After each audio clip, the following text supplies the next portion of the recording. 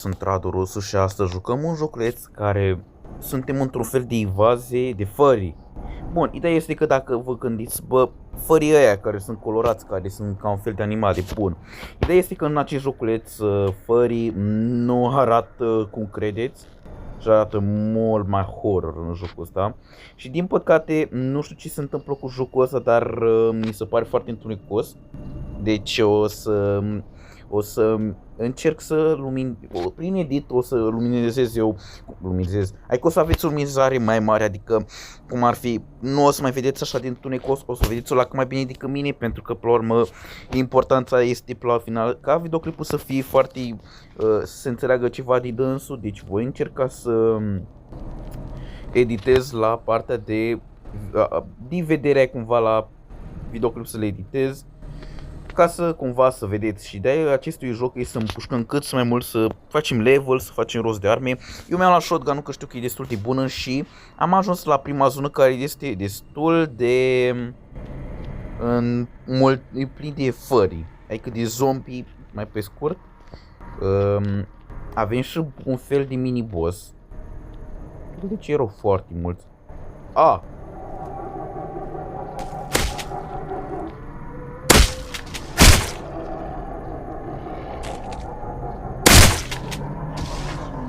Nu știu ce mi se par blocați ăștia. Da, jocul funcționează, dar cred că e zbuguiți ăștia. În fine, jocul în sine arată foarte mișto. Și ce asta o vacă? Da, e o vacă. O să țin ăla de filmat acolo ca să-l văd, ca să identific dacă mai filmează. Pentru că v-am mai zis. Da, ăștia sunt... Abia ăla se mișcă. Dacă v-am mai zis, am o problemă cu jocurile astea care sunt destul de... Un dragon, trebuie să-l omorâm.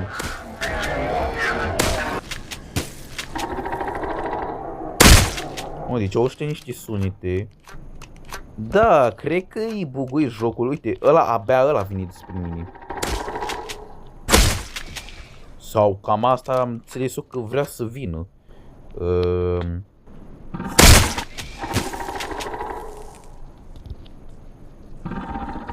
Da, ei mă pot ataca, e buguit jocul. Hai să vedem dacă găsim o mașină în jocul ăsta. Știu că parcă găseam mașini și vreau să mă aventurez, dar... Da, fraților, deci ăștia sunt buguiți. În afară de câțiva, văd că câțiva vin pe mine. Nu era așa buguit jocul. Eu aș distruge pe ăștia mici. Bine mici. Ăștia care sunt târii, de fapt. Ăștia sunt târii. Pe ăștia îi nimerești foarte greu. Hai că pe restul îi mai omor, dar ăia care sunt târitori. Ok, a trebuit să mă cam retrag. Pentru că mi-au cam luat mult din viață și mă enervează așa de mult că nu văd nimic și nu... Înțeleg în prim plan, dar e deranjator și mă enervează foarte mult să nu pot vedea. Chiar e bun shotgun-ul ăsta. Păcat că jocul ăsta rămâne și fără gloanțe dacă omoră într-o perioadă foarte lungă. Sper. Aici e ceva secție de poliție. Nu știu unde ne aflăm în joc. Habar n-am nicio informație de zona care ne aflăm. Salut. Privet. Ok. Vedeți voi, furry sunt destul de ciudați, arată foarte bine. Sunt foarte bine lucrați. Deci asta am de zis, notați ce pentru cum e caracterul lor, dar nu știu ce s-a întâmplat, de ce se mai mișcă. Păi ce mă? Care-i problema de nu se mai mișcă ăștia? Nu știu, nu știu, n-ați eu. Băi, și mișto, adică se vede că e jocul muncii, dar și când te uiți la numărul de player care îl joacă și câte like-uri are, mă detristează, adică joc așa de bine realizat, are puțini like-uri. Bine, aici cred că îmi dau seama și cine ar da dislike, cred că ar da comunitatea furry, cam ăsta, cred că știu că voi furry nu suportați că vă urâm și vă împușcăm într-un jocuri, cred că nu mai ei sunt singurii. Deci zic asta pentru că eu am fost destul de hate-uit și atacat pe internet de furry, nu de oamenii care țin cu Ucraina, pentru că în principal când mi-am pus numele Rusu, Radu Rusean, Russian 2009 sau Rasha, mă gândeam la început că o să am, de la numele vechi, o să am promet că mă numesc ca pe o persoană foarte conversată, adică foarte multă norocire în istorie, de la un nume despre o țară. Și m-am gândit că oamenii care țin cu Ucraina o să aibă probleme cu mine, dar văd că nu mi-am primit felul ăsta de hate, bine că nu mi l-am primit, pentru că armă nouă, e bine primită. Chiar sunt curios dacă vom primi la un moment dat ceva shotgun-ul, pentru că shotgun-urile mi se par foarte bune la damage. Și da, la început am crezut că oamenii ăștia o să de mie hate, dar de fapt tot furry și persoanele care nu îți băga din societatea noastră și nu cred că se integrează foarte bine în societate și nu au prieteni și sunt frustrați și ca să se integreze ei în societate și să se simtă ei bine, trebuie să te facă pe tine unul de genul, știi că să te facă în ăla, dar ei cred că nu au făcut 3 luni, bai. Am pățit-o, am primit felul ăsta de comentarii, am pățit-o la un moment dat și eu principal când văd așa chestii, eu cam încep să evit. Ce fac? Wow, ce s-o aude? Eu când văd asemenea feluri de comentarii, le evit și le dau doar raport și cam atâta.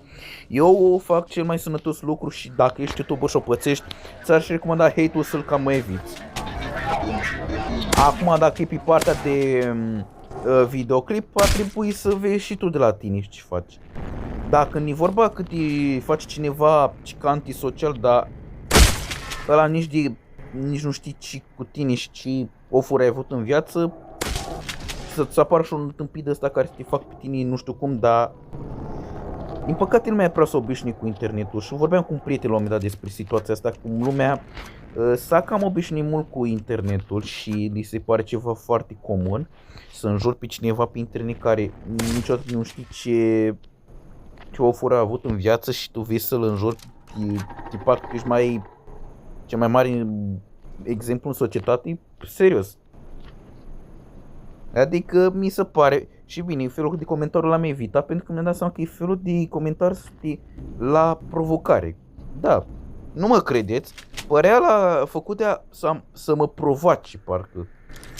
Eu am evitat total, eu evit oamenii ăștia care și am evitat și tot o să continui să evit. Oamenii ăștia care caută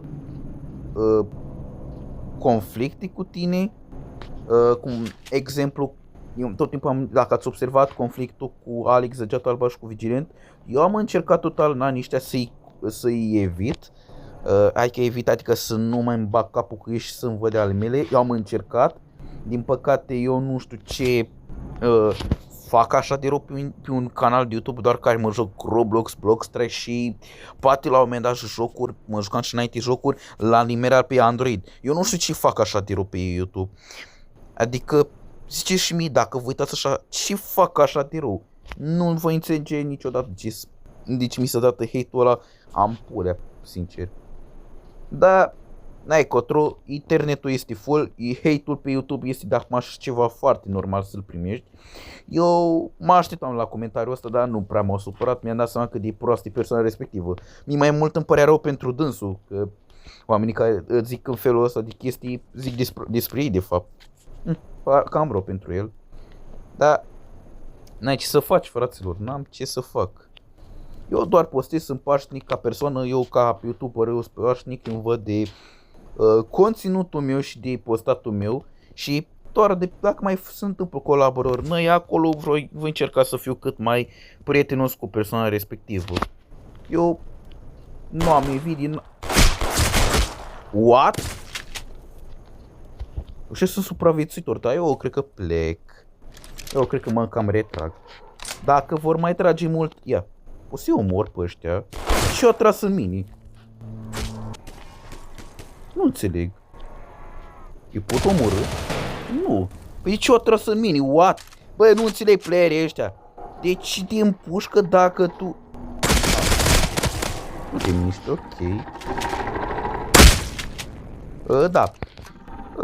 Da, fraților, eu dacă vă simțiți depresiv în viața reală, vă recomand să-i transmiteți negativismul la unei persoane care vedeți că se simte mai bine decât voi, pentru că înțeleg că societatea asta noastră e destul de tensionată, mulți oameni nu doresc să fiu singuri și cam asta e trist în zilele noastre, relațiile sunt deja ceva pe interesuri.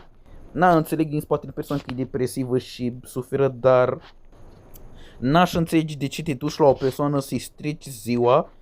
Da, deci persoana vii să-i strici cuiva ziua pentru buna dispoziție, pentru că ai tu antisocial și ești depresiv. Fraților, dacă sunteți felul de persoane, încercați-vă să vă rezolvați treburile cu familia și cu psihologii. Pentru că nimeni pe internet, deci cum ar fi, nici eu nu sunt obligat să le duc pe Alex Degeata Albastră să respecte fetele și să se comporte în societate și să respecte oameni de culoare. Nici de data să nu sunt responsabil de depresia cuiva. Ok, știu că m-am lungit pe treaba asta pe viața reală, dar totuși lăsând jocurile în spate, e real. Și din păcate eu văd treaba asta și pot să înțeleg că ești depresiv și așa, dar încearcă să nu îmi strici mie buna dispoziție. Wow. Asta e chiar mișto, detaliul ăsta.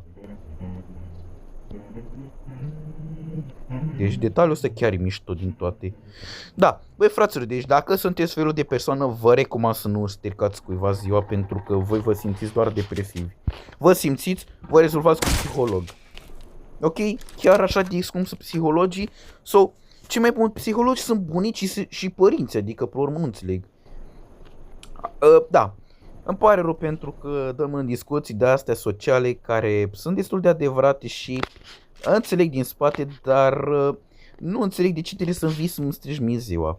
Dacă te simți depresiv, rezolveți-le singur. Ok?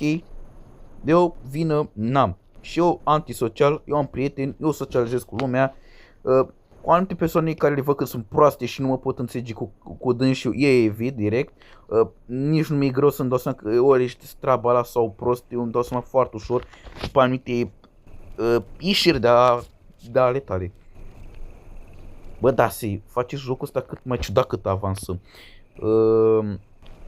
Scheleți, morți, efectiv, ce s-o auzit? Deci avem și uriaș în jocul ăsta.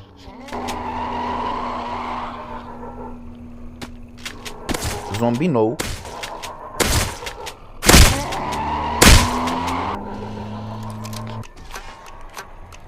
Deci avem zombie noi.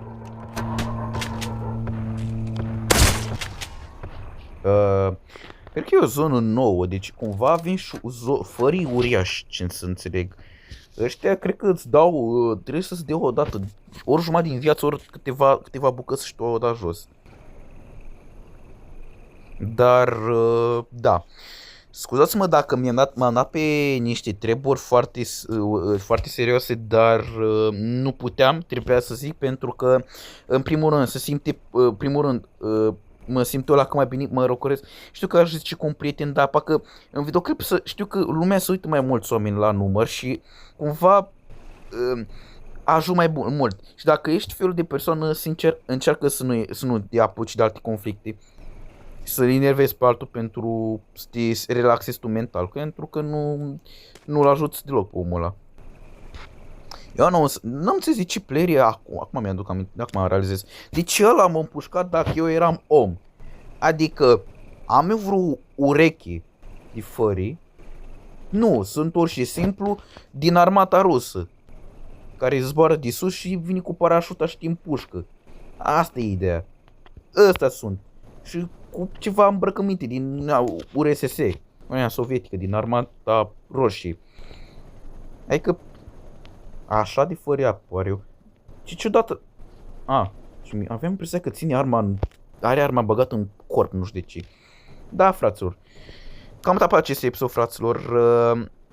A fost un videoclip destul de despre societate, dar nu e o chestie rea, să zicem, pentru că în prim plan eu sunt conștient că acum, în momentul ăsta de final, se uită cineva ca copil, adică uită persoane care sunt copii și a trebuit să învețe treburile și să învețe anumite treburi, pentru că știu că la prim plan nu e treaba mea, dar e și un lucru ok pentru mine să învăț lumea niște chestii care sunt de bun simț, de 7 ani de acasă.